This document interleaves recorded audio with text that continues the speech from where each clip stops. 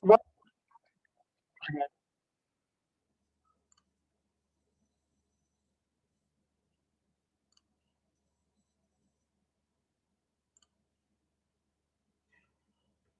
Hello, welcome everyone, and welcome back to the AMRCOG online sessions. This is Dr. Gubara, and today I'm going to be talking about a very important topic, which is the nerve anatomy and nerve injury in gynae surgery.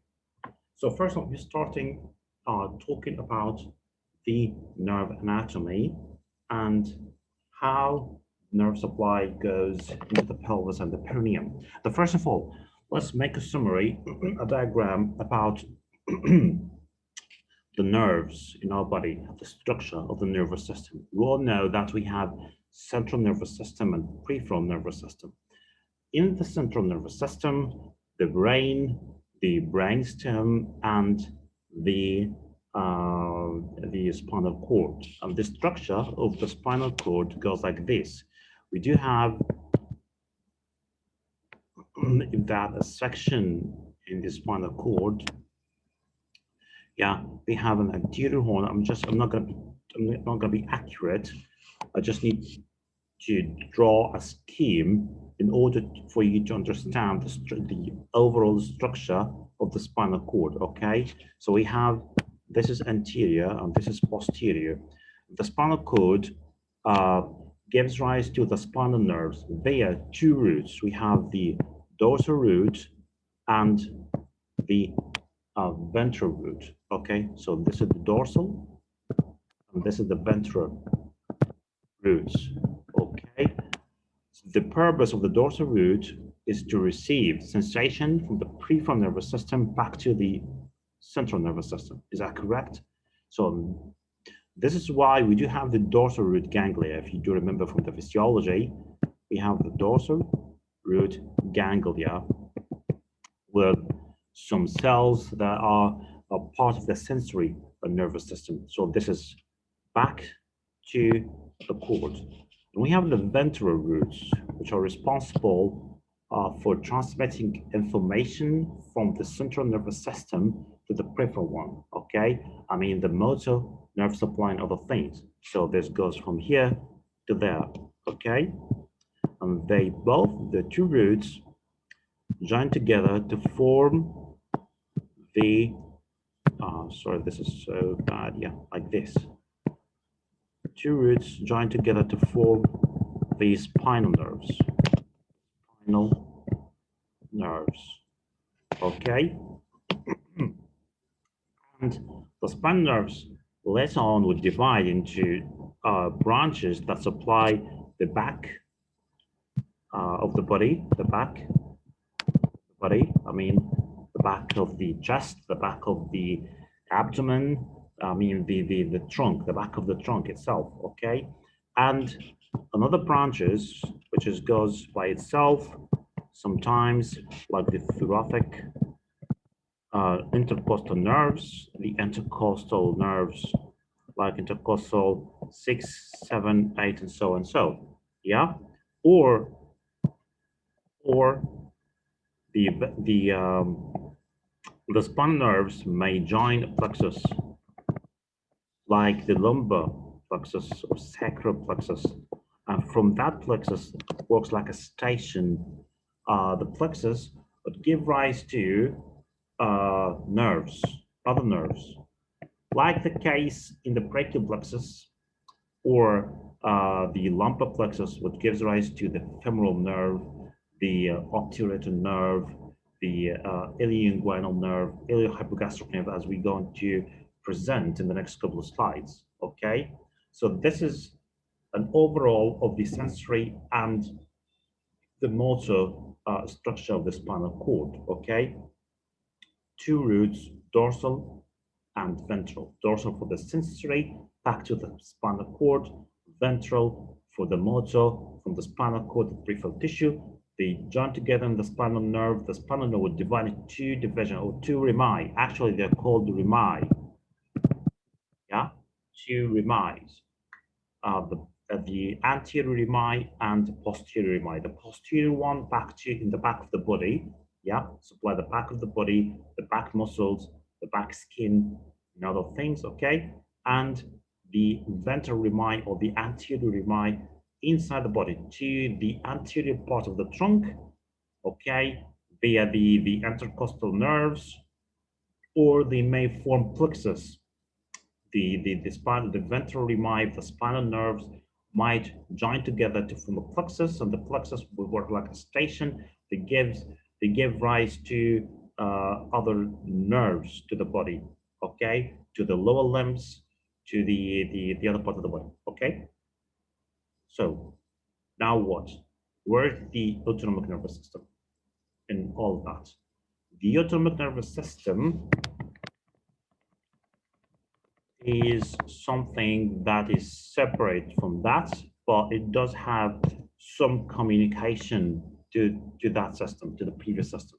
So we do have two main nervous system, yeah, the two nervous system, two autonomic nervous system, the sympathetic and the parasympathetic.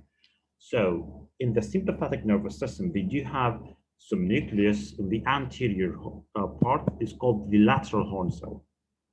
Here, lateral horn cell. This one. Okay. And fibers from the lateral horn cell travel through the ventral roots to the spinal nerve and then to the anterior rami, and then through a channel called communication to the chain, to the sympathetic chain. Yeah, sometimes they do rely here, yeah, in some ganglia, and then back to the spinal nerve, the ventral rami. Then they divide. Part of the fibers would go with the ventral rami, and part of the fibers would go to the posterior rami, to the back of the body. Because we do have sympathetic and parasympathetic supply in everywhere in our body, okay? So this is the sympathetic side chain and sympathetic communication with the central nervous system. So fibers from the lateral horn cell travel all the way to the sympathetic chain. Sometimes they do rely here, and then they pass back to the spinal nerves, and from there they will be distributed to everywhere in the body. Some other fibers,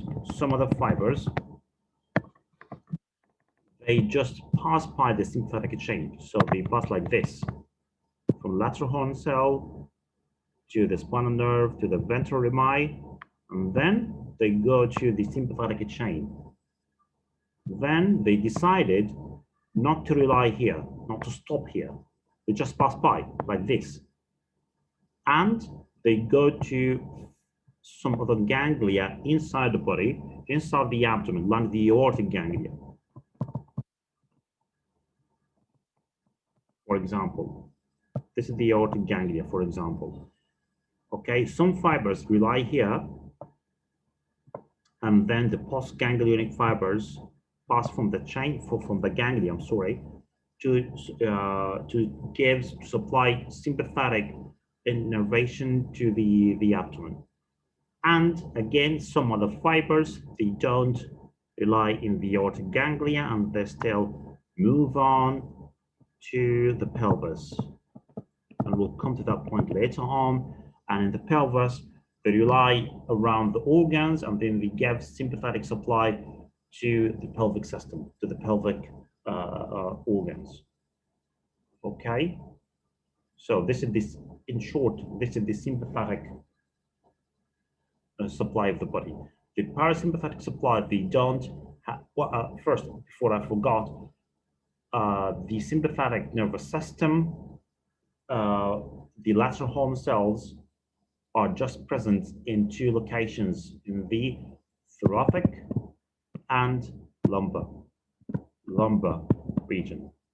They're not present in the cranium, they're not present in the cervical, they're not present in the sacrum. But from thoracic and lumbar, they travel through the sympathetic chain or the intra-abdominal ganglia to everywhere in the body, okay? And the parasympathetic supply, they do also have some nuclei in the cranium and in the sacrum. So this is why it's called the craniosacral for the parasympathetic and thoracolumbar for the sympathetic. In the craniosacral system, the parasympathetic system, they have some centers. We're not going to call them the lateral horn cells, but they do have some centers in the cranium and in the sacrum, and they don't have ganglia like the sympathetic chain. There's nothing called the parasympathetic chain. But fibers from the sacrum, for example, would pass again through the spinal nerves, and then they rely around the organs, and from there they give parasympathetic supply to the whole pelvis. Okay, that's in short the overview of the central and peripheral nervous system, and that's again what we just said about the structure of the spinal nerve. And this is how the nerve would go through, go from the spinal cord right here to the anterior abdominal wall. Okay, because we're going to study today the anterior abdominal wall. This is the spinal cord, as you can see. This is anterior and this is posterior. And we have this is the dorsal root ganglia. So this is the dorsal root, this is the sensory innervation from the whole body back to the spinal cord. And this is the ventral root, they join together in the spinal nerve. The spinal nerve would then give two branches, the dorsal rami and the ventral rami. So the dorsal rami pass to the back of the body, and the ventral rami to sometimes the pass like an intercostal nerve, like this one. We want to just here. This is also the ribs, as you can see, yeah. Or in the abdomen, the pelvis, they form plexuses, and plexuses would give rise to some other nerves. Okay, and this is the sympathetic chain. This is the communication between the sympathetic chain and the central nervous system. Yeah, white communicants and gray communicants, and from there they give sympathetic supply to the whole body. Okay. The intercostal nerves pass between the muscles, and they divide into two main branches. Again, lateral branch and anterior branch. Okay. And each one of those branches, again, will give other branches to subcutaneous part of the body of the trunk, and anteriorly, again, to the anterior part of the trunk. So there's so many branches here. The nerves will try to cover the trunk, because the trunk is a large area of the body, and we need so many branches to cover the anterior, the lateral part, and the posterior part. Okay. So we have roots, we have rami, then the nerves pass between the innermost two muscle layers, the internal oblique and the transversus abdominis. We are talking about the anterior abdominal wall. Lateral division of the nerves, give the posterior cutaneous branch and the anterior cutaneous branch, this one. So this is the lateral division, this one, of the spinal nerve, yeah? And it gives rise to the posterior cutaneous branch, this one, and the anterior cutaneous branch, this one. And then we have the anterior division, gives rise to the medial cutaneous branch and the lateral cutaneous branch. This is the anterior division, this one, this little one, and it passes all the way to the rectus abdominis muscle, and from there, it divides into the medial cutaneous branch and lateral cutaneous branch. Medial cutaneous branch and lateral cutaneous branch. Okay. So, the nerve supply of the anterior abdominal wall. So in the trunk, the abdomen, the nerve supply is from anterior cutaneous branch of the intercostal nerves, T6, T7, T8, T9, T12, all the way to T11. And it's not just like this, okay? This is just the anterior part, T6, T7, T8, T9, all the way to T11, and the T12. And the T12 has a specific name. It's called the subcostal nerve. Subcostal nerve. Okay, so the intercostal nerve, T6 to T11, and the subcostal nerve, T12, and the anterior cutaneous branch of the iliohypogastric nerve. It's L1, sometimes T12, T12 and L1. Okay, iliohypogastric nerve is not, it arises from the lumbar plexus. This is what's called, it's not one of the intercostal nerves. Okay, arises from the lumbar plexus because it's L1. Okay, so this is anterior. This is the anterior cutaneous branch, anterior cutaneous branches of the intercostal nerves, T6 till T11, the subcostal nerve, T12, and the iliohypogastric nerve. Laterally, very simple. Basically, the lateral cutaneous branch of the above mentioned nerve. So because we previously mentioned that those nerves, they do have two branches, the lateral cutaneous branch and the anterior cutaneous branch. This one, lateral cutaneous branch, and the anterior cutaneous branch, this one. Okay, and the nerve supply also specifically for the inguinal and the femoral region, okay, from the inguinal and femoral region, from the ilioinguinal nerve, again, ilioinguinal nerve, L1 and T12, passes through the inguinal canal to the anterior part of the labia major. Okay, so the ilioinguinal nerve, L1, with or without T12, passes through again to the inguinal canal, yeah, with the round ligament, around the course of the round ligament, all the way down to the attachment of the round ligament in the anterior part of the labia major, okay? And along its course, it gives small nerves to supply the area of the groin and loin and that thing, okay? And the genital femoral nerve, L1 and L2, genital femoral nerve, pass through the inguinal canal, but in the middle of the inguinal canal, it leaves the canal, yeah, through the femoral branch. So it's called the genital femoral nerve because there's actually two nerves in one, genital nerve and femoral nerve. So it has the genital branch of the genital femoral nerve and femoral branch of the genital femoral nerve, L1, L2. Femoral branch leaves the canal to supply the skin over the femoral triangle. The area right there, just below the inguinal ligament, yeah? And the genital branch continues in the canal to the mons pubis and the anterior part of the labium major. Genital branch and femoral branch of the genital femoral nerve. And it's really important for you, for the purposes of the part 1 and part 2 exams, that you memorize the nerve roots.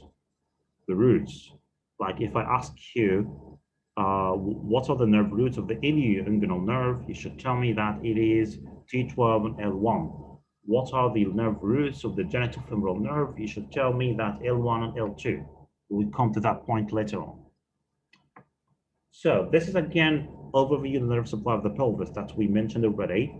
So we have autonomic supply and we have somatic supply.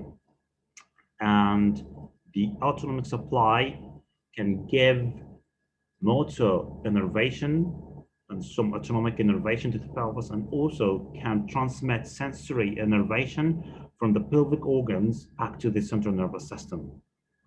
Yeah? So the autonomic nervous system is sympathetic and parasympathetic. The sympathetic supply to the pelvis is via the hypogastric plexus. the hypogastric. Where is the hypogastric plexus? This is the hypogastric plexus. This is the hypogastric plexus. And how does it form? From the, we'll come to that point in the next slide.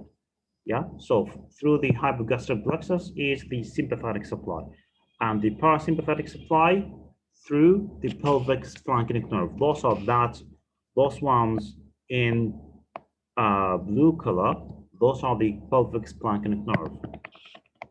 They arise from the S2, S3, S4, from the sacral plexus, from the sacral nerve roots, through this sacral nerve to form, they join together to form the sacral plexus. This one and that one. And from there, they pass all the way through the pelvis. We also have some somatic sensation, the one that we control, that we control consciously. They fall under our control. That's why it's called somatic. Also, sensory and motor. Some nerves like the Perineal Nerve, S2, S3, S4, and Intercostal Nerve, the S5.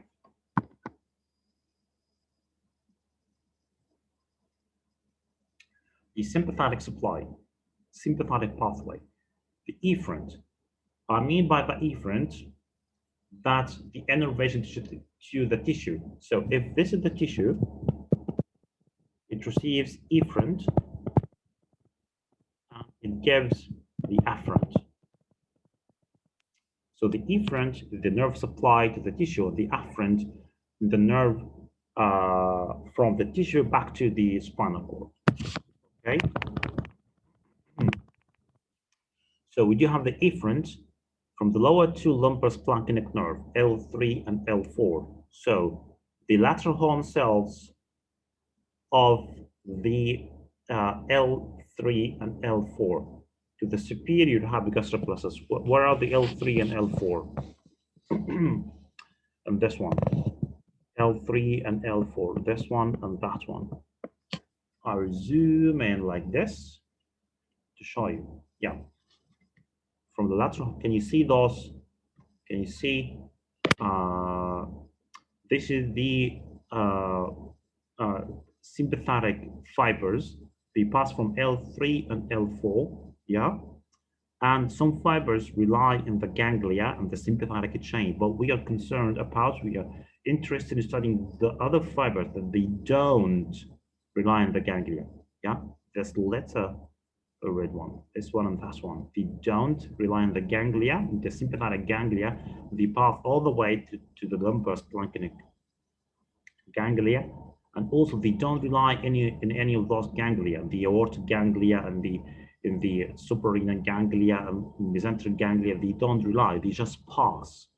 They pass all the way from L3 to L4. They don't stop here, and they join together to form the hypogastric plexus. And then that plexus will divide into right and left one, and then finally they stop just in the parametrium. You know, can you see the two kind of lines? The two kind of lines.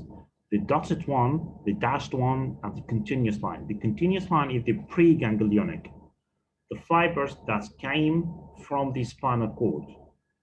And the postganglionic fibers, the fibers that after they stopped in the ganglia. So as a matter of the pelvis, it's just a continuous line from L3, L4, all the way down to splanchenic, to the hypogastric plexus, to the uterus. And then finally, they stop just near the uterus in the parametrium, and then they give postganglionic fibers to the whole pelvis, as you can see. Okay, and as we mentioned, that the sympathetic pathway also would give back, would transmit afferent fibers from the tissue back to the spinal cord. Sensory innervation. Sensory innervation. Yeah, from the pelvis back to the spinal cord.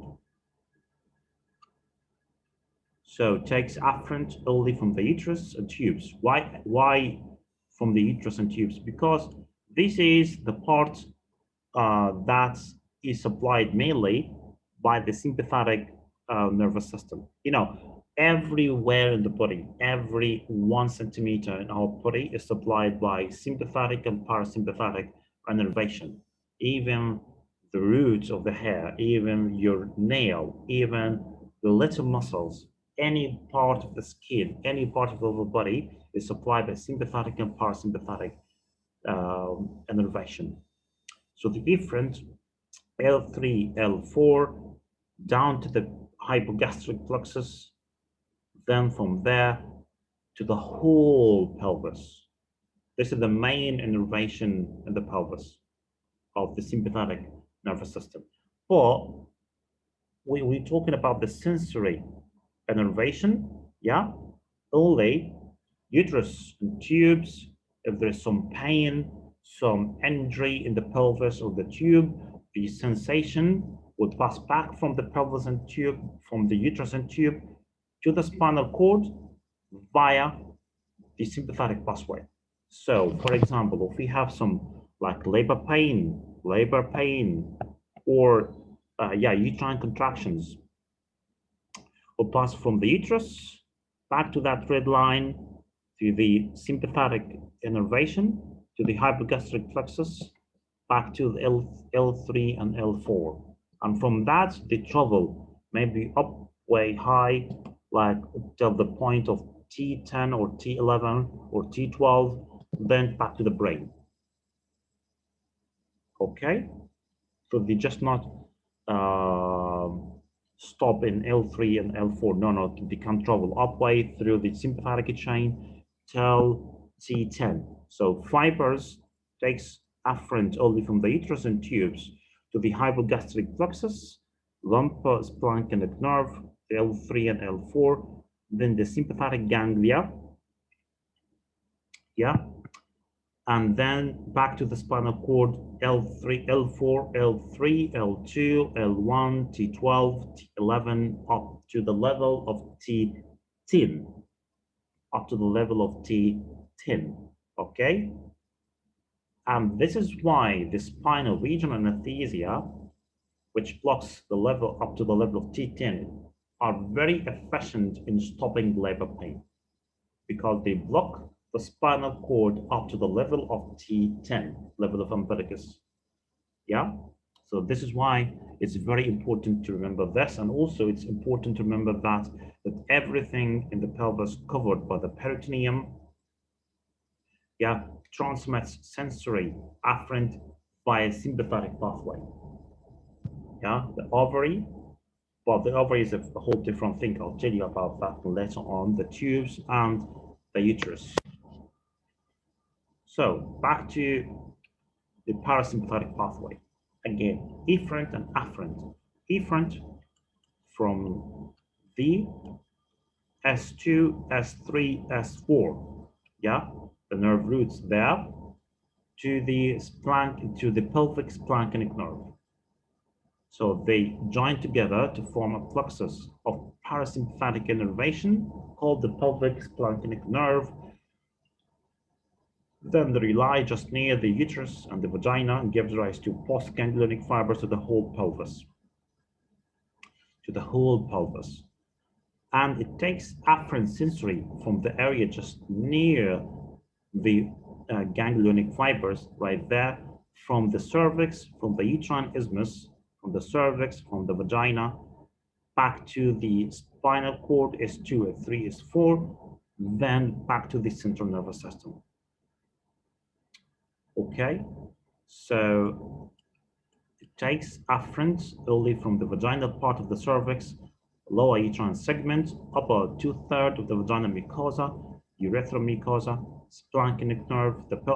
This is the pelvic splanchenic. We have so many splanchenic nerves in the body. We have the greater splanchenic nerve, we have the lesser splanchenic nerve, we have the least splanchenic nerve, and we have the lumbar splanchenic nerves, and we have the pelvic splanchenic nerve. We're talking about here the pelvic splanchenic nerves.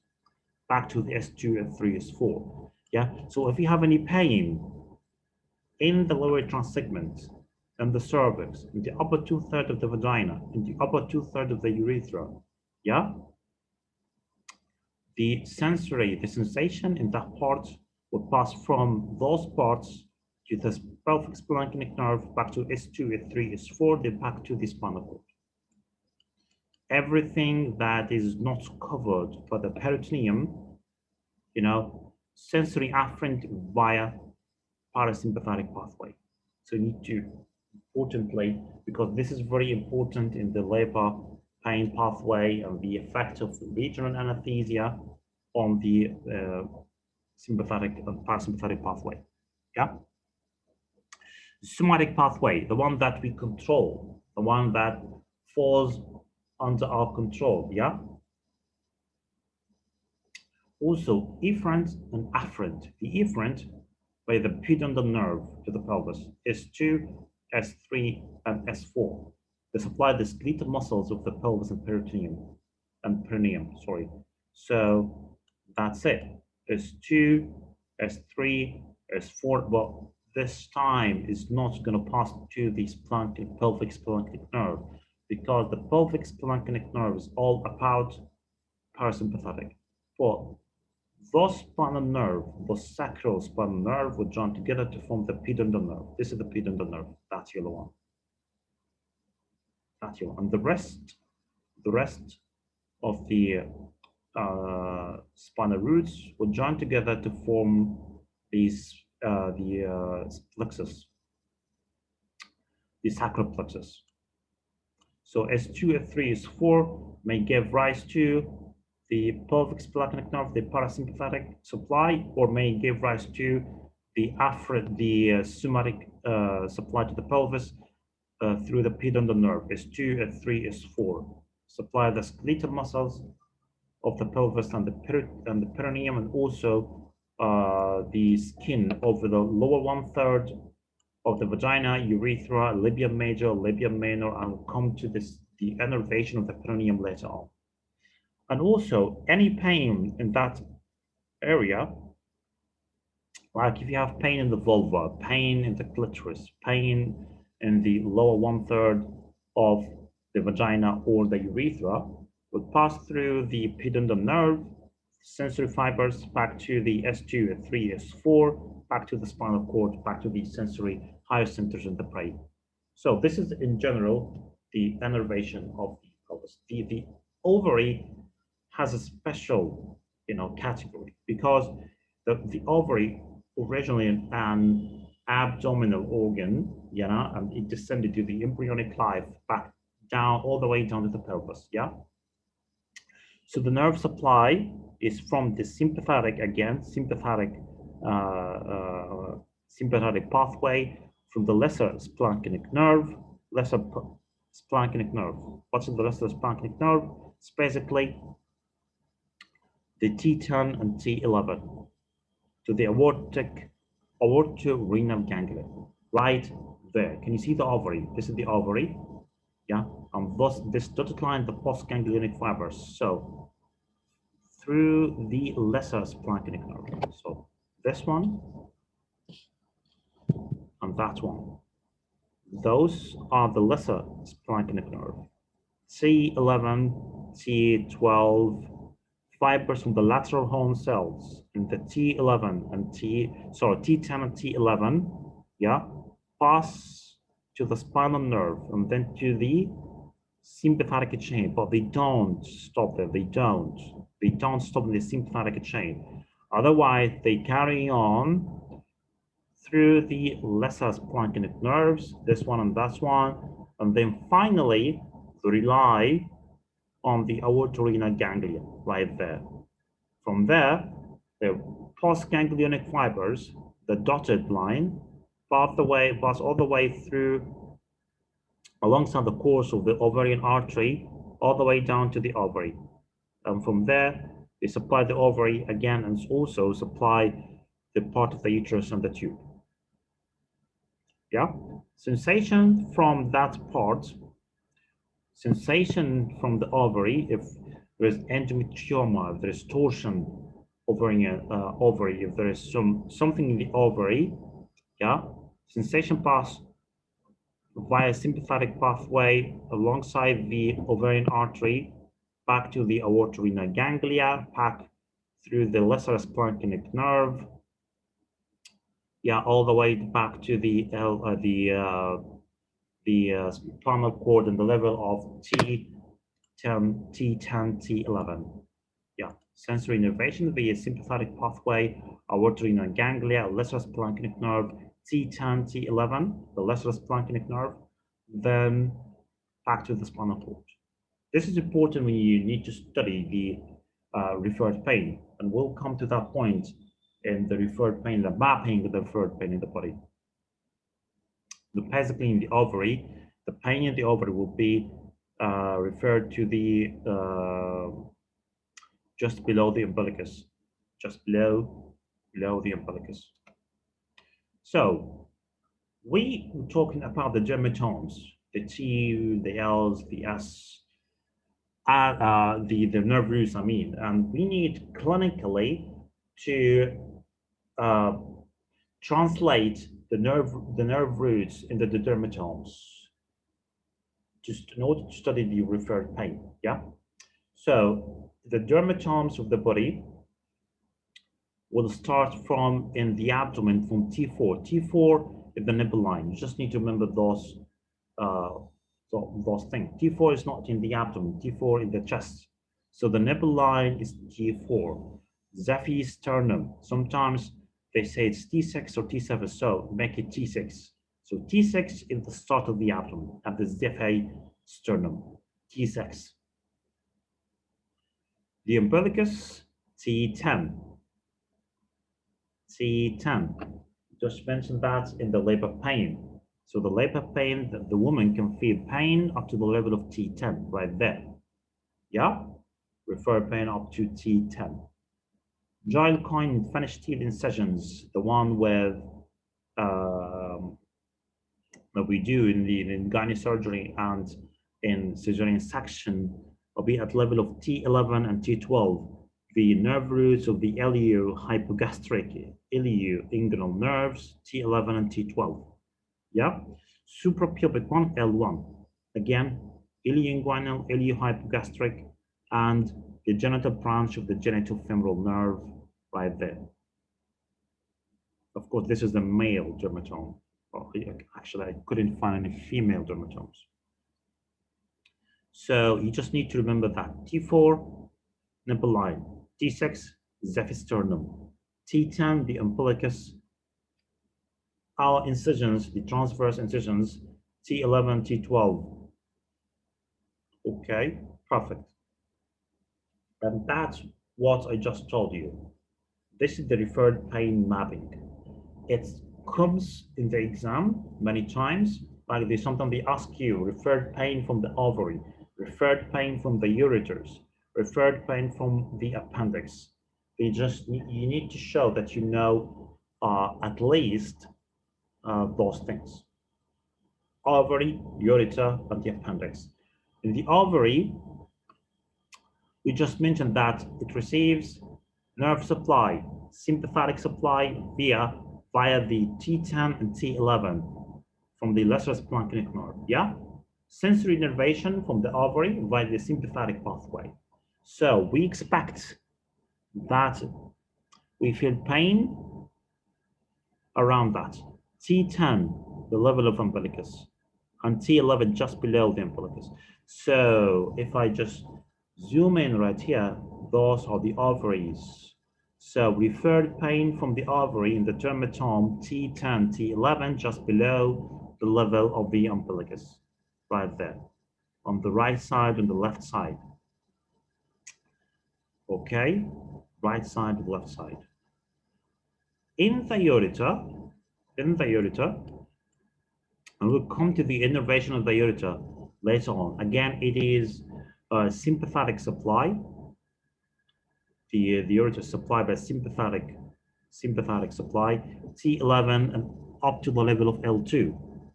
T11, thoracic 11 up to the level of L2, L2, L1, T12, T11. So when we have pain in the ureter,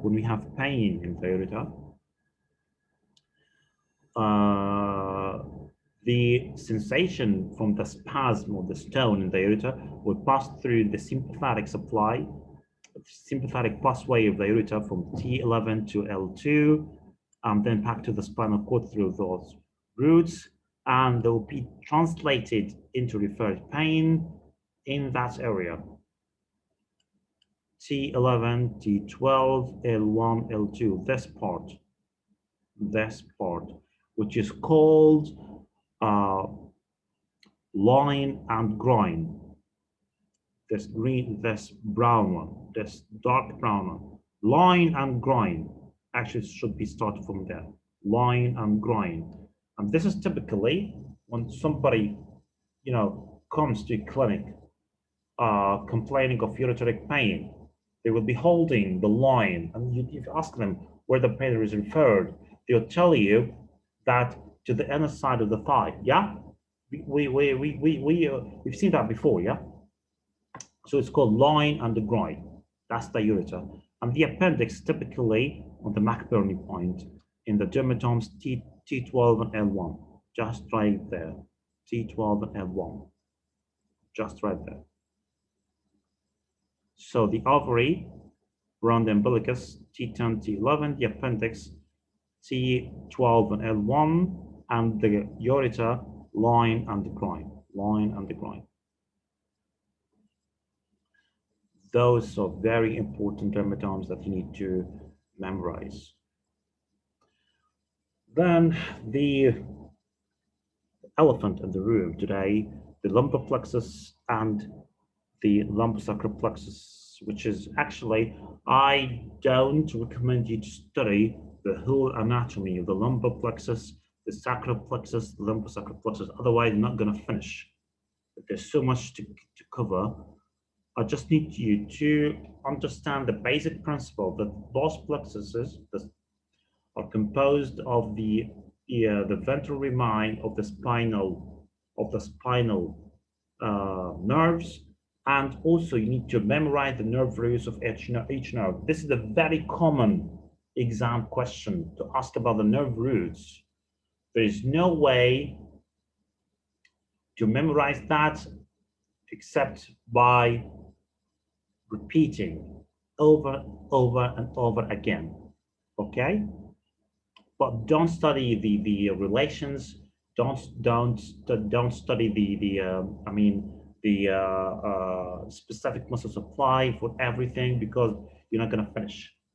Okay, NU hypogastric nerve. So first we start with the lumbar plexus. Lumbar plexus is composed of the segments from T12.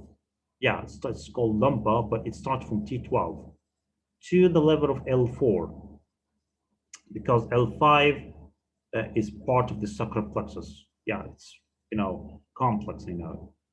It's located next to the lumbar spine behind the psoas major. Some textbooks would say that it lies in the substance. It lies in the substance of the psoas muscle. In addition, the short nerves leading to the hip muscles, the lumbar plexus includes the following major nerves. All of those nerves are important to memorize the nerve roots. Ilio hypogastric nerve, T12, L1, ilioinguinal nerve, T12, L1 again. So those are, identical. Iliohypogastric, ilioinguinal nerve are both T12, L1. Then the genitofemoral nerve, L1 and L2. L1 and L2. Basically, genital nerve is L1, femoral nerve is L2. Yeah? Genital branch, I mean. The genital branch is L1, femoral branch is L2. Genital femoral nerve pass through the inguinal canal. The femoral branch would cover the area. They leave the canal in the middle. The femoral branch will leave the canal in the middle and supply the area over the femoral triangle. And the genital nerve would pass all the way with the where the ilioinguinal nerve, where the round ligament to supply the area of the mons pubis and the anterior part of the labia major. And we have the femoral nerve, which is the big nerve, yeah, because it's the main supply of the thigh. The main nerve supply of the anterior part muscle of the thigh, the three vasti, the one that we do the knee flexion and hip flexion and abduction, the femoral nerve, L1, L2, L3, L4. And the femoral nerve the femoral nerve has a little brother, the obturator nerve. The obturator nerve supplies the muscles, again, the anterior and the medial part of the thigh, L2, L3, L4. So the femoral nerve, L1, L2, L3, L4, and its little brother, the obturator nerve, doesn't have L1, so L2, L3, L4. Basically supply the abductors together with the femoral nerve. So it adds the femoral nerve. It helps the femoral nerve, yeah? So the little brother helps the older brother, okay? L1, L2, L3, L4, that's the femoral nerve. L2, L3, L4, that's the obturator nerve, okay? And finally, we have the lateral cutaneous nerve of the thigh, the lateral cutaneous nerve of the thigh. This is important for us to study because it does come many times in the exam in something called neuralgia parathetica. We were talking about that in a nerve injury just a couple of minutes. Yeah, it's L2 and L3. L2 and L3, the lateral cutaneous nerve of the thigh, supply the skin from its name, supply the skin of the lateral part of the thigh, L2 and L3. All of those nerves are important. Okay. And this, scary diagram in the lumbosacral plexus, forget about it. You just need to know the nerve roots and some muscle fibers and some muscle that they supply, but you don't have to know everything. Okay. So the sacral plexus or the lumbo, more accurately, the lumbosacral plexus is composed of the segment L4, L5, S1, S2, S3, and S4. So basically, it starts from L4 all the way down to S4. So from L4 to S4, simple as that, yeah? And it sits on the piriformis muscle. Again, some textbooks will tell you that it lies within the substance of the piriformis muscle, the muscle that arises from S2, S3, and S4 vertebrae, leaves the pelvis through the greater sciatic notch to be inserted in the greater trochanter, and it forms lateral rotation and abduction of the femur. It provides those are the nerve roots of the lumbosacral plexus. More importantly, that you need to know the sciatic nerve roots and the pudendal nerve, of course. The pudendal nerve is very important for you. The pudendal nerve is very important for you to know. S2, S3, and S4. So it looks like a cousin to the obturator nerve, yeah? The obturator nerve is L2, L3, and L4 with the older brother, the femoral nerve with L1, L2, L3, L4, and does have a cousin. The obturator nerve again is L2, L3, L4. And its cousin, the pudendal nerve, instead of the L, we will put an S, S2, S3, and S4. So we have L2, L3, L4, that's the obturator. We have the pudendal is S2, S3, and S4. The pudendal nerve, okay? Sweet. So, on sciatic nerve, basically, sciatic nerve, the largest nerve in our body, the largest nerve in our body, because actually it's formed of two main nerves, the tibial nerve and the common peroneal nerve. Back to the picture. So, that big thing right there is the sciatic nerve. Yeah, it forms mainly of the common Perineal nerve, or common fibular nerve sometimes, the tibial nerve. Yeah, and the roots from L4, L5, S1, S2, and S3. What I need you to do is to memorize the sciatic nerve roots from L4 to S3 and the common peroneal nerve, because we frequently encounter that nerve in the nerve injuries. Yeah, it's from L4 to S2. So it's little sister, little brother of the sciatic nerve. It doesn't have the S3. So L4, L5, S1, and S2. From L4 to S2, that's the common peroneal nerve, which is a branch of the sciatic nerve, L4 to S3. Okay? I know it is really difficult. We tend to forget that a lot, yeah? Don't we? So the only thing to do yourself a favor is to memorize them by repeating active spaced repetition. Repeat after 1 week, repeat again. After 2 weeks, repeat again. Yeah, this is a way, the spaced repetition is a way to, the nice method of studying to train your long-term memory.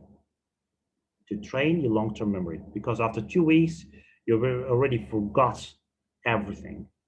But when you repeat, you will train your long-term memory. So next time, after 3 weeks, you will remember like 70% of what we said.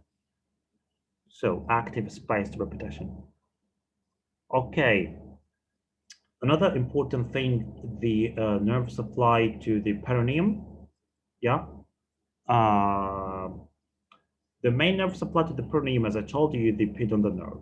S2, S3, and S4. S2, 3, S4 passes just shortly and passes just beneath the ischial spine. Yeah, as you can see, to enter the perineum. So the door of the perineum, anything that passes just beneath the ischial spine, it goes to the perineum. So the door of the perineum, the ischial spine, everything that's underneath the ischial spine is the door, the entry to the perineum. So the pudendal nerve pass underneath the ischial spine. This is called the Alcock's canal. This little thing that's underneath the ischial spine is called the Alcock's canal, lateral to the artery. So the most lateral thing in the Alcock's canal is the nerve to enter the perineum. So it gives some branches. First, the inferior rectal branch, this one, the inferior rectal branch to supply the skin around the anal canal, the anal region, and the external anal sphincter, and the inferior surface of the levator ani muscle. Also, it gives rise to the peroneal nerve, to the superficial peroneal pouch, and the clitoral nerve to the deep peroneal pouch. So 3 branches for 3 regions. A region of the anal region, a superficial peroneal pouch, and the deep peroneal pouch. To the anal region, the inferior rectal nerve, the superficial pouch, the peroneal nerve, and the deep peroneal pouch in the dorsal nerve of the clitoris or the clitoral nerve. And this is the pudendal nerve right there. If you can see the red arrow, yeah. First, it gives rise to the, it's not shown here, the inferior rectal nerve, and then, well, what we see here is the superficial pouch. This is lots of the muscles. Sorry, this is the super. Oh yeah, I just skipped the slide. Sorry. This is the superficial peroneal pouch. Okay, and this is the pudendal nerve. Yeah, and this is the inferior rectal nerve. And here it gives rise to the, this is the peroneal nerve. And the perennial nerve would supply the, gives rise to the dorsal, those little fibers, the dorsal of the posterior labial nerves to supply the skin over over the labia minor, labia major, in the superficial perineal pouch. In the deep perineal pouch, it gives rise to the dorsal nerve of the clitoris. Yeah, this one is hidden. This one all the way to the clitoris. This one. Yeah, this one. In the deep perineal pouch, it also supplies some muscle fibers of the deep pouch, the perineum. So this is the deep perineal pouch. The main nerve supply the clitoral branch of the internal pudendal nerve. So the pudendal nerve. Hope it's clear. Okay. So very important. Just to 2 more slides for the nerve supply. The nerve supply in the area of the perineum, which can come in the exam, like that. What are the nerves that you cut during episiotomy, for example? So we will divide the perineum into some areas: the mons pubis, and the clitoris, and the prepuce. Then the labia major will be divided into 2 parts: the anterior 1/3 and the posterior 2/3. Okay, and the anal region. So the mons pubis receives innervation from the iliohypogastric ilioinguinal nerve, L1, T12 and L1, T12 and L1, the same nerves that we mentioned in the anterior abdominal wall. Iliohypogastric ilioinguinal nerve pass all the way from the roots through the anterior abdominal wall all the way down to the mons pubis. Okay, basically the ilioinguinal nerve is a little bit lower than the iliohypogastric nerve. Sometimes, sometimes so many textbooks, they don't mention the iliohypogastric nerve in the mons pubis, but it depends from the place you read from. Okay, the clitoris and prepuce, just one thing, one nerve, the dorsal nerve of the clitoris. Yeah, this picture is very nice in showing the branches of the pudendal nerve. This is the pudendal nerve. You know, first it gives rise to the inferior rectal nerve. This one, inferior rectal nerve, supply the area around the anal region. Then gives superficial branch to the superficial perineal pouch. This one, and deep branch to the deep perineal pouch, the dorsal nerve of the clitoris, which pass through the deep perineal pouch all the way to the clitoris and prepuce. This part, and the superficial branch, the one that supply the labia major, gives rise to the posterior 2/3 of the labia minor and labia major, and the lower 1/3 of the vagina, through the posterior labial nerves. Both little nerve are called the posterior labial nerves, branch from the perineal nerve. The perineal nerve is the superficial branch of the pudendal nerve that passes through the superficial perineal pouch. The perineal nerve gives rise to the posterior labial nerves, which supply the posterior 2/3 of the labia major, and lower 1/3 of the vagina. Okay, we forgot something. Yeah, what about the anterior 1/3? The anterior 1/3, which is the place of the labia major, which is the place where the point where the round ligament of the uterus is attached, isn't it? Yeah. So it's supplied by the nerves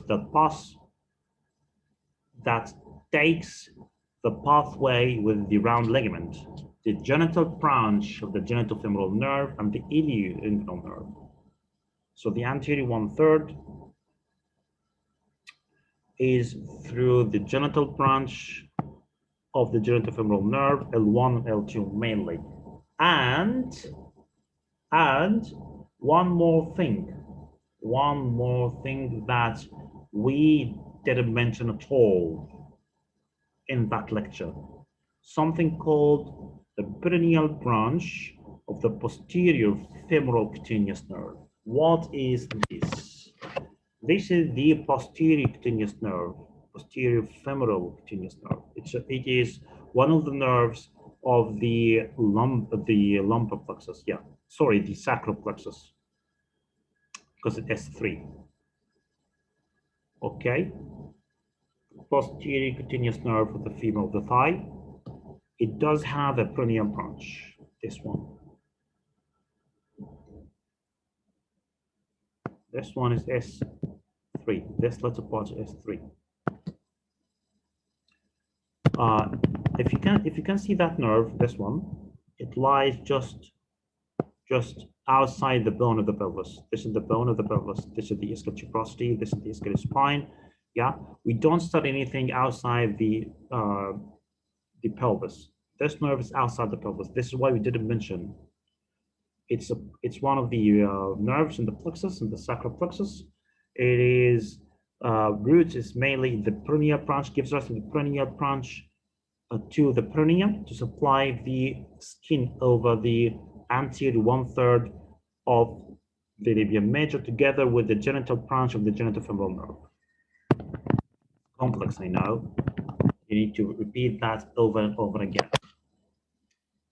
Okay, so the dermatomes of the perineum, which are important. Those are the dermatomes. We've mentioned so many nerves today, but they share common. So we mentioned, like, how many nerves did you mention in the area of the vulva? We mentioned the perineal nerve, the pudendal nerve, the inferior rectal nerve, the posterior clitoral nerves, the posterior labial nerve, the clitoral nerve. We mentioned the perineal branch of the posterior cutaneous nerve. We mentioned the ilioinguinal nerve, the iliohypogastric nerve, genital branch of the genital femoral. So many nerves, yeah? But they share common roots. This is why the dermatomes are so little. Just L1, S3, S4, and S5. L1 to the mons pubis. So this is the ilioinguinal and iliohypogastric parts, and also the genital branch of the genital femoral nerve. And the whole vulva, yeah, is S3, except just the little one over there is S4, like a posterior 1/4 S4. The area around the anal region is S5. The last nerve in the body, S5. Around the S1, sacral nerve root, S5. So the main perineum almost is S3. Remember, no S2 in the perineum. No S2. S2 is the thigh. We have nothing to do with that. No S2. It's just S3. Except if there are parts in the posterior 1/3 of the labia major, which is S4. Yeah. And just the closest area to the anal canal is S5. Next, we will study the nerve injury. I hope the nerve anatomy was clear. I know there's so much details more than that, but for the constraints of time, we need to carry on. So the nerve injury.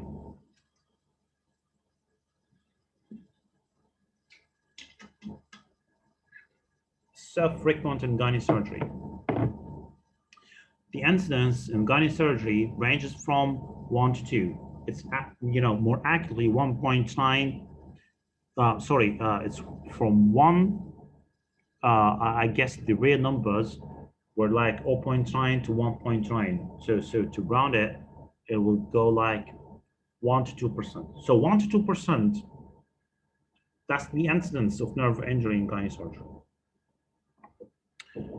And we have so many etiologies, but mainly, and actually it's very sad, unfortunately, the incorrect positioning of the patient, like in lithotomy and Trendelenburg. We can put the nerve on so much stress and can get the nerve injured. Incorrect placement of the retractors. Yeah, retractors are metal, hard thing inside our body. They can do nerve injuries. And also, if you use the like if you don't know the anatomy properly, you can do something called nerve entrapment. What's nerve entrapment? The nerve entrapment, where the nerve is enclosed within a tight space. And we have direct nerve entrapment, like when you take a suture on the nerve itself. This is called direct entrapment, or compressing hematoma that will compress around the nerve and can cause nerve injury or edema, or nerve transection. You know, inadvertently, you just cut through the nerve if you don't know the anatomy. Like when you do, we come to the point in the genital femoral nerve, which is a very common nerve that is prone to nerve transection. So the grade of nerve injury.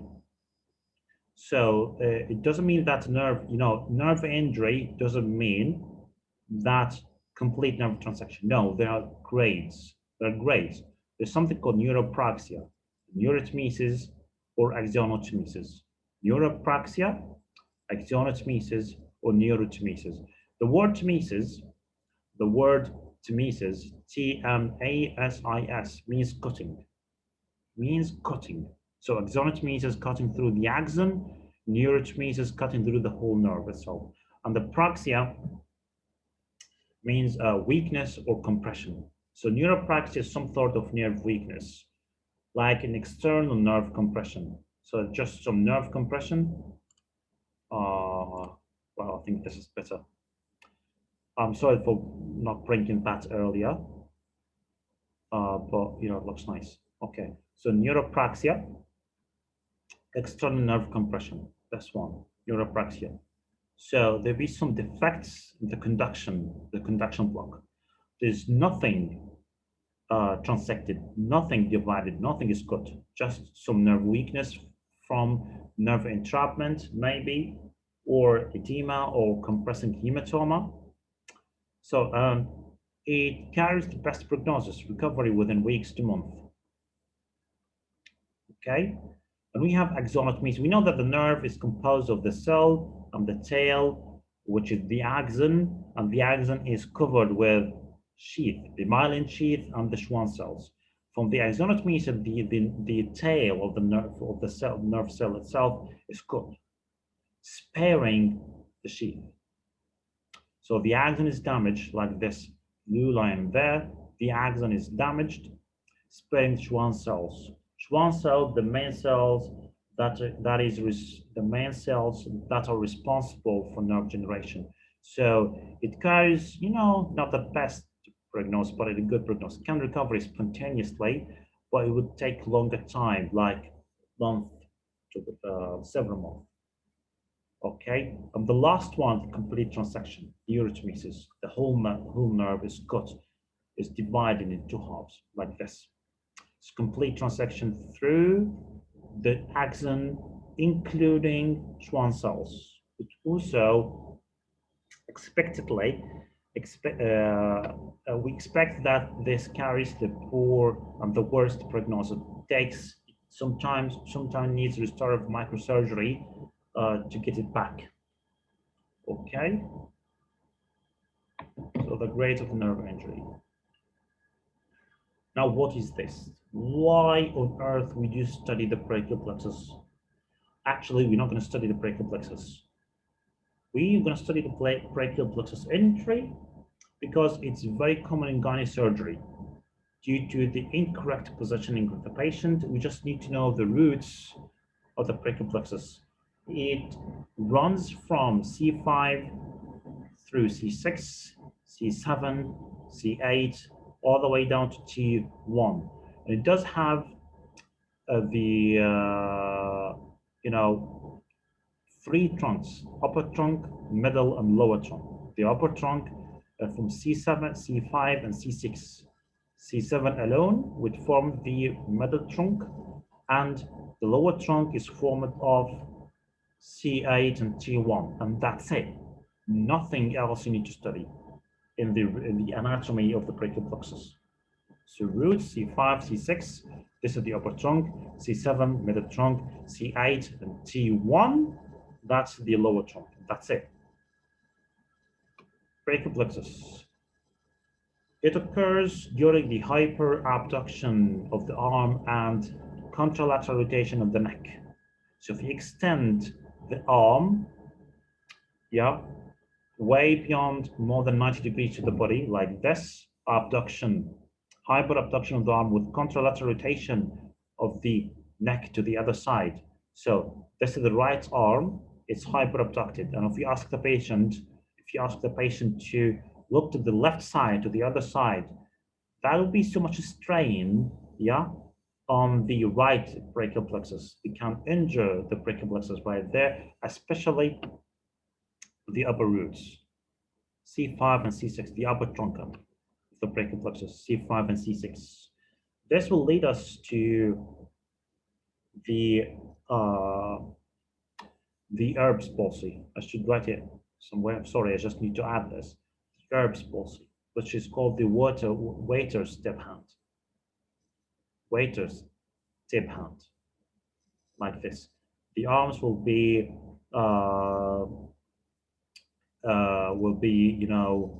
rotated, lateral rotation of the arm, and characteristic waiter's tip of the hand itself, like this.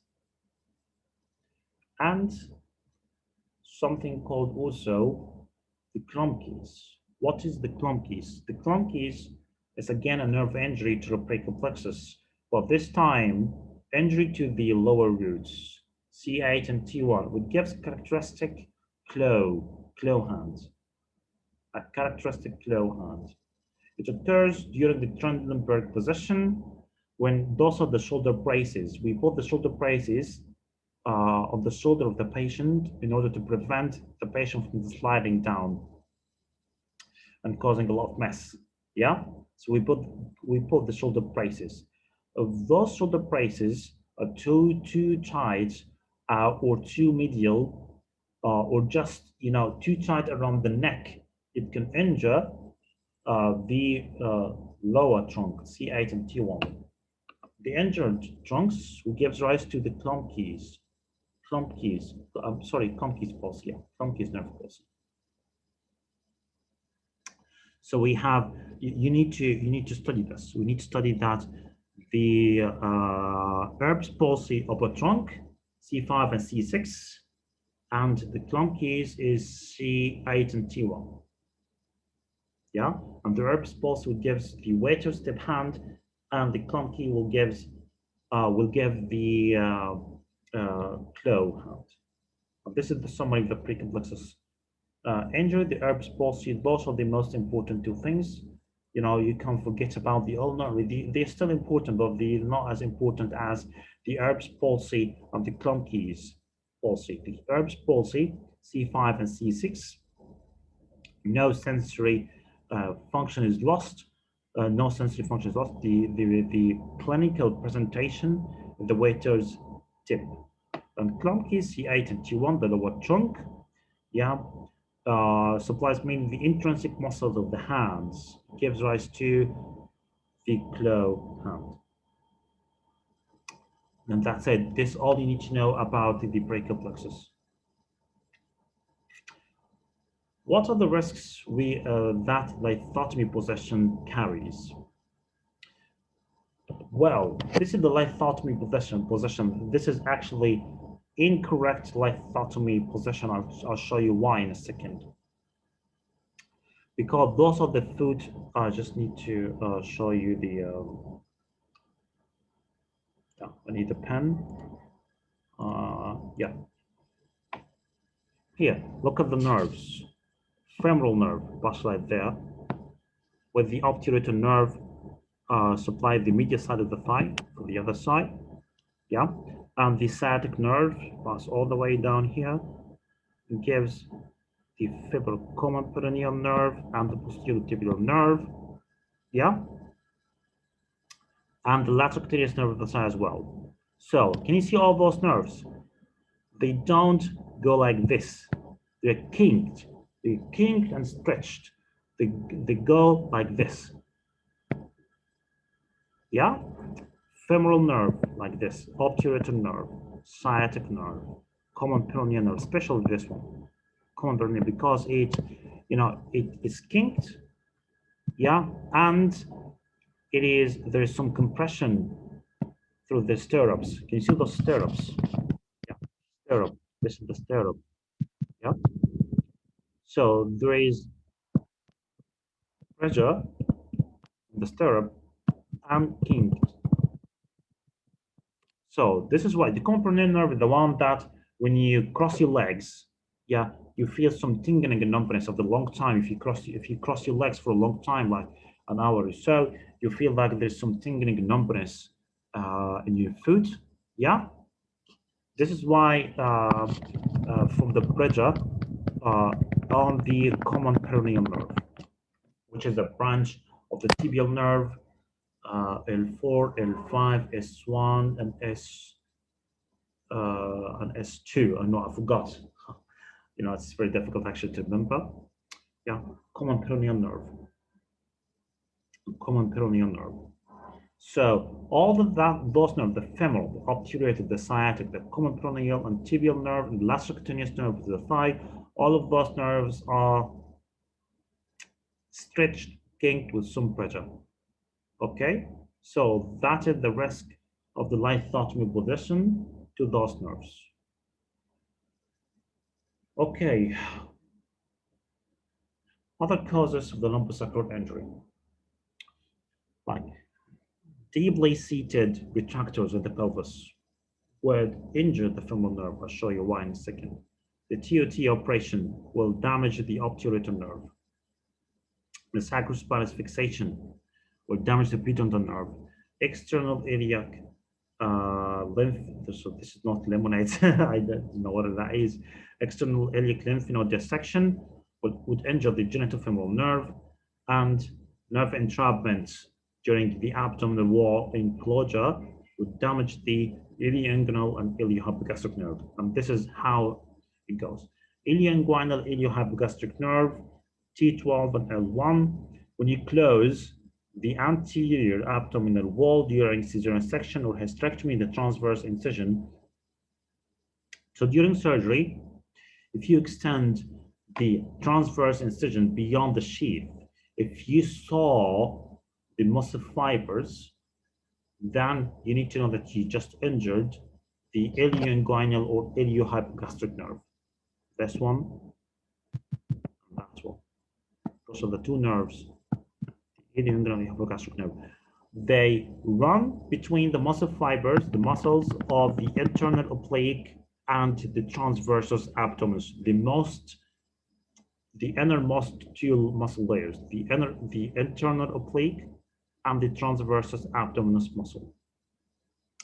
So if you saw muscle fibers, that means that you just transected those two nerves, one of those two nerves. So when you close the abdomen, you don't need to, you shouldn't take all through stitches. You just need to do it layer by layer, yeah, in order not to incorporate the nerve in your stitches. Do you know what I mean? Okay, so you stitch the transversus abdominis alone, you close the internal oblique alone and the external oblique alone, the muscle fibers. Then you go with the sheath.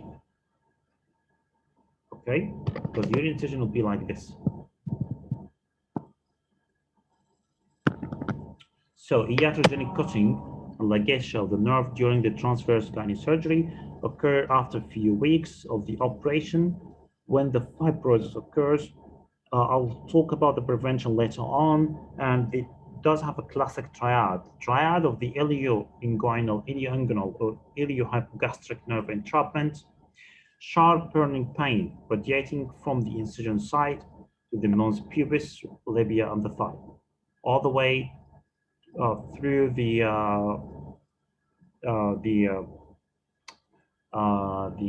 pathway of the nerve, from the incision site to the mons pubis and labia major, mainly paresthesia of the nerve area, and pain will relief following analgesics. So sharp burning pain to the labia major, mons pubis, and paresthesia over the nerve distribution. There will be some conductive block and pain relief following analgesics. That's all the part you need to know. The iliohypogastric ilioinguinal nerve. Genital femoral nerve, which is one of the branches of the lumbar plexus, L1 and L2. It's very important to know about the L1 and L2. You can injure that nerve when during lymphadenectomy of the external iliac groove. This one. Those are the external iliac lymph nodes. Zooming back to the laser pointer. Yeah, those are the external iliac lymph nodes. When you're doing lymphadenectomy of those nodes, you can, if you don't know the anatomy, yeah. But first of all, you need to identify the psoas muscle. This is the psoas muscle. This is the iliacus. This is the external iliac artery. And this is alongside the artery.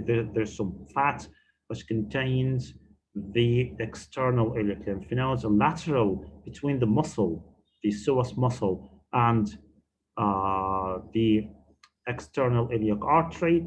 You will find the genital femoral nerve L1, L2.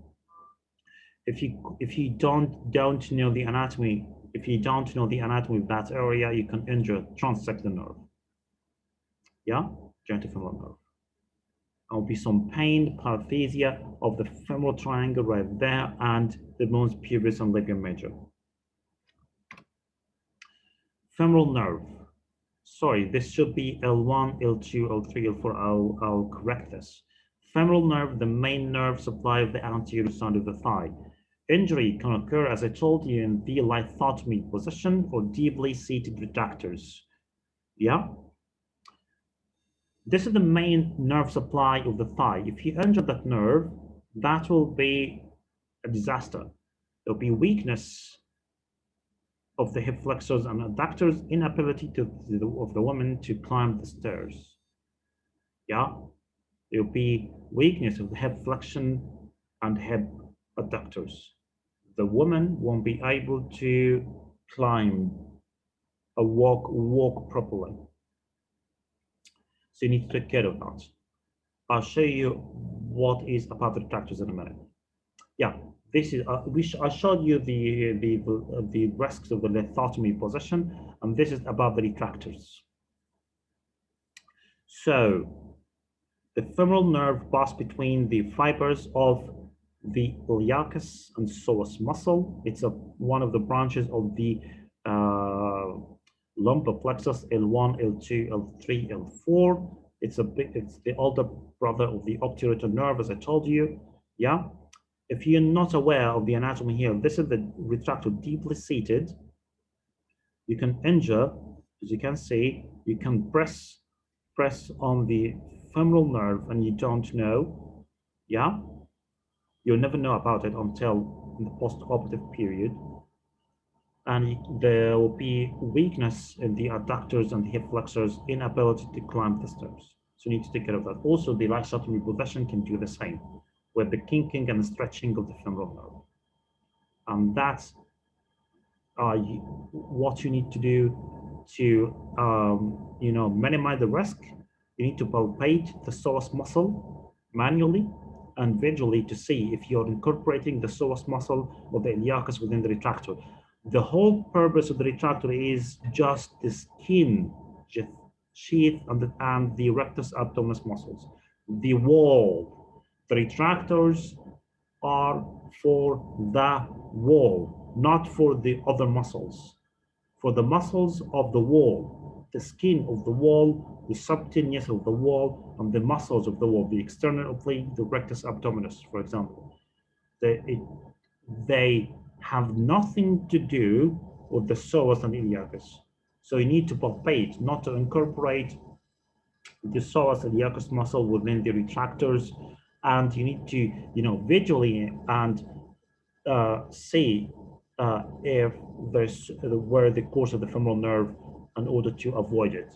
Okay, and also it's a very good advice to put some laparotomy pads, roll like that, in order to minimize the risk. I'll show you how to minimize the risk of nerve injury later on. Obturator nerve injury. The obturator nerve is L2, L3, L4. Obturator nerve, as you can see from here, this is the inferior view of the pelvis, pass through the obturator canal. This is the obturator internus muscle, through the obturator canal to the thigh. Yeah? And this part we use in doing the mesh, like this, in doing the mesh. The TOT operation, transobturator tape, the one that we use in treating stress urinary incontinence. So the surgeon will pass a hook from the vagina through the obturator canal in order to deliver the mesh. During that operation, you can injure the obturator nerve. So during the TOT operation, hook passes through the obturator foramen to deliver the mesh. Injury to obturator nerve and vessels as well. You need to be very careful, and you need to have adequate training in order to avoid nerve injury. Because the obturator nerve supplies the muscles of the thigh with the femoral nerve. So we have the femoral nerve already there. So there's not going to be so much disability, just minor disabilities with the obturator nerve injury, because the femoral nerve would do the rest. The femoral nerve, the main nerve supply of the thigh. The obturator nerve has lots of contribution to that. So the nerve injury to the obturator nerve will just make some minor disabilities. And this is the summary of the lumbosacral nerve injury. You need to memorize the nerve, the origin, the roots. You can skip the sensory and motor function and just focus on the clinical presentation. Like, for example, femoral nerve, L2, sometimes, it depends on where you study. Some textbook will say that the femoral nerve, L2, L3, L4, but so many textbooks will also include L1 as well in the femoral nerve. This is a screenshot from the talk article. This is the college resources. So since the college is convinced that the femoral nerve L3, L2, L3, L4, so that's it. Let it be like this. Femoral nerve roots L2, L3, L4 as regards to the college evidence. So femoral nerve, unable to climb the stairs. Obturator nerve, again, L2, L3, L4, minor ambulatory problems. Sciatic nerve from L4 all the way down to S3 will cause sciatica. This is the whole sciatic nerve. The common perennial nerve, very important with the lithotomy position, like when you cross your legs, to lead to the injury, lead to foot drop. Foot drop. So that's the clencher in the exam, a clencher, a keyword in the exam. Every time you see the word lithotomy position with foot drop, that will be common perennial nerve. Rufus, we discussed the iliohypogastric, ilioinguinal nerve, the entrapment, lateral cutaneous nerve of the thigh, and genital femoral nerve. Yeah. The lateral cutaneous nerve of the thigh, it will cause something called neuralgia parathetica. Yeah, neuralgia parathetica. What is this? Yeah, the parathetica means paresthesia. Neuralgia, the word mirrors, M-A-R-O, means the thigh, and algia means pain, like arthralgia, for example. So neuralgia means a pain in the thigh with paresthesia. And that's the lateral cutaneous nerve of the thigh, L2 and L3. It will cause some pain and paresthesia in the anterior, posterior, lateral part of the thigh, like the outer part of the thigh. Okay. Okay, treatment of nerve injury. It doesn't come a lot in the exam, but you just need to know very little details about it. So most will resolve spontaneously, and as I told you before, it depends on the grade Is it neuropraxia, axonotmesis, or neurotmesis? Yeah, sensory neuropathy will resolve within 5 days. If there's motor neuropathy, it will take 10 weeks, for example. Yeah, and occasionally some nerve fibers will persist beyond 1 year. So the sensory nerves will take much, shorter time to resolve, and the motor neuropathy would take longer time, like weeks or so. If you suspect a case of neuropathy, first of all, you need to do, there'll be an MTT as well, electromagnetic studies, yeah, to the muscles and nerve, like this picture, with electrodes and, some other devices to draw the wave of the electric conduction to the muscles. And when you do it, you shouldn't do it immediately after the nerve injury. You need to wait for the effect 3 to 4 weeks after the injury. Otherwise, this is not going to be accurate at all, So you wait 3 to 4 weeks after the injury to do the electromagnetic studies. If it's positive, you need to consult or refer to your neurologist. And you'll finish with your job. Special situations of the painful neuropathy, like myalgia parathetica, for example, or if there is pain like entrapment of the ilioinguinal nerve, they tend to persist after 5 months.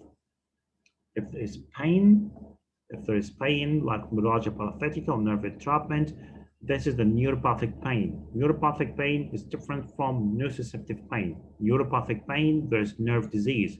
Nociceptive pain, like the burn, like the pinprick, like cutting, yeah.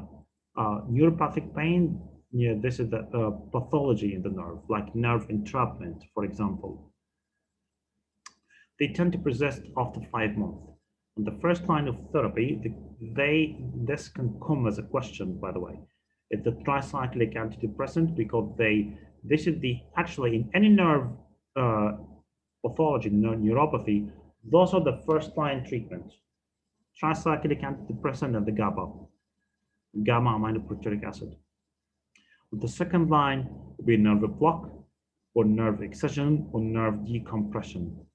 This is for the painful neuropathy. You're not going to leave the, yeah, we just told that it takes much shorter time for the painful neuropathy to resolve. I said maybe 5 days, maybe longer than that. For the painful neuropathy, if there is pain, really pain, it can be longer than that, 5 months. You're not going to leave the patient like that for 5 months. You need to prescribe some treatment to relieve the pain. The pain wouldn't go with NSAIDs or paracetamol. This is not going to help in that condition. You need to be specific for the neuropathic pain. So the first line would be tricyclic antidepressant or the GABA. The second line, the intervention with the nerve block, nerve excision, or nerve decompression. With the motor neuropathy, of course, you need physiotherapy. This is your part, the prevention of the nerve injury, preoperative, intraoperative, and postoperative. We're about to finish. So the medical team in the preoperative would need some training and education, like what we're doing now. We do education and training with the nerve anatomy and the positioning. Then you need to identify the patient at risk, the old age, the obesity, the previous history, the nerve injury, long operative time, planning for special positioning, appropriate retractors and equipment. You need to take care of all of that and consent with the information provision about the risk. Okay, so if you have an obese lady like 70 years old with a previous history of nerve injury, she's bedridden, for example, you should expect there'll be higher risk of nerve injury. So you need to raise your concern. You need to be more vigilant. You need to be more vigilant about nerve injury. And intraoperative, the incisions, the smallest, you should select the smallest incision that gives you the best or adequate exposure. And during closure of the transverses, I told you that in the nerve entrapment of the ilioinguinal nerve, avoid incorporating more than 1.5 centimeters from the fascial edge. So if this is the, sorry, just need back to the pin. If this is your incision, and you're taking stitches to close it, yeah? You should just be 1 centimeter from the edge. That's it, stitch. You shouldn't go way above 1 centimeter. This is very tight. You can incorporate, if there's some plastic nerve there, you can incorporate the nerve in your stitches. And as I told you in the nerve entrapment, if the separate closure of the fleshy fibers of the internal oblique and transverse abdominis muscle, you just don't take one stitch. If you saw the muscle fibers, then you most probably you injured the nerve. So you need to just close the internal oblique alone, transversus abdominis alone, and the external oblique alone, in order to, you remember that the nerve passes between the innermost two layers, the internal oblique and the transversus abdominis muscle. Okay, the intraorbit, I told you about the rolled pads, laparotomy pads, and please, visually, and you look at yourself. Look, first you choose the best retractor, the smallest retractors, and the non-self-retaining ones are better than the self-retaining ones, because the self-retaining, those are the ones that you can control. They'll be intermittent. Sometimes you want to relax your hands, yeah? Sometimes you need to take a rest, to take a break, so you can release it's under your control, release the retractors. It's better than just throwing a non-self-retaining retractor and forget about it. No. So self-retained, non-self-retaining, the one you control, are better than the self-retaining. Self-retaining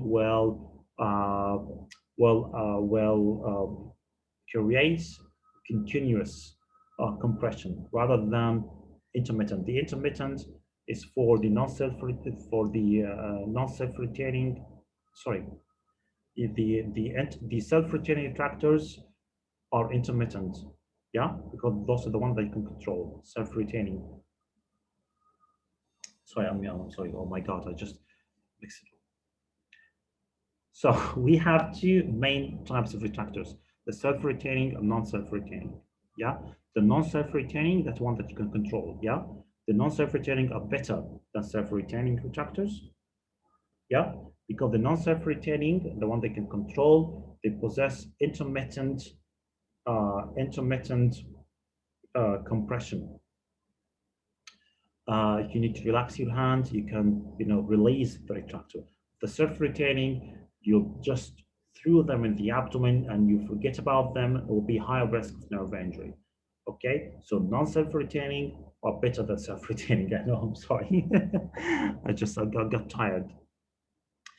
And they only include the rectus abdominis muscle and the muscle of the anterior abdominal wall. Please, you visually need to look at the psoas muscle and inspect it or palpate it. So do not cradle, do not include the psoas muscle in the retractors. And use rolled up laparotomy pads in order to minimize the heaviness of the compression property of the metal blades of the retractors. So those are the three things you need to remember. Non-self-retaining, don't include the psoas muscle, and laparotomy pads. I'm sorry for that, those mistakes. Intraorbital, you need to take care of the positioning, because I thought you saw. Those are the stirrups. They should be placed on the foot, not on the knee. Yeah, on the foot and the ankle. Stirrups of the ankle and the foot, to support the ankle and the foot, not on the common perennial nerve. This is in order to prevent the common perennial nerve injury and the foot drop complication. Buttocks are at the edge, and the arms, look at the arm, take care of the arms. Arms are ducted or tucked, just close to the body, close to the body. Okay. This is from, I know there'll be some risk for the sciatic nerve and the femoral nerve, but you need to be, use some cushions over there or down there. You need to not to apply any pressure on those areas as well. You need to be as quick as you can. And sometimes you can you know, rest those muscles. You know, some beds you can unfold it to complete surgery table for like if you want like to uh, rest the patient for like 5 to 10 minutes, and that also is appropriate. But this is not mentioned in the guidelines and the surgical positioning and the GTG guidelines. I'm sorry, in the college publications. They just mentioned that you need to use the stirrups just at the ankle. Right there, arms is tucked, arms are tucked, adducted, and the knees are free. Nothing there. Knees are free, and the buttocks are at the edge of the table. So there's a little pressure over there. Trendelenburg position, the 45 degrees. It's important here to use the braces, and the braces, the shoulder braces, should be put not on just close to the not close to the neck, but rather they should be put at the acromioclavicular joint, right, between the arm and the clavicle, way away from the roots of the brachial plexus, right there. There should be some cushion as well, like in this picture. So put it away from the neck as far as you can, ideally at the acromioclavicular joint. Lloyd Davis as well need to do the braces, okay? And keep your eyes on the arms and neck. As I told you, the arms no more than 90 degrees and better to be tucked or abducted and pronated like this, not supinated, to be pronated in a relaxed position. And up support at the ulnar nerve, of course, you should put some cushions over there, over the posterior part of the medial elbow, like this, in order to protect the ulnar, because you know the ulnar nerve passes through the from the arm to the forearm, just under the ulnar, under the ulna. Yeah, just I don't know the anatomy of the upper limb, but you need to put the arm support there along the course of the ulnar nerve to protect it. Yeah, and also yeah, at the rest. No more abduction more than 90 degrees, and better to be 90 degrees with the cushions. Okay, the ulnar and the rest. Thank you so much for listening to me today, and thank you so much for having me today. I'm so sorry about, you know, I was directed a little bit because I got tired, and I hope it was clear. And yeah, good luck, all the best, and see you next time. Thank you so much, and have a great day.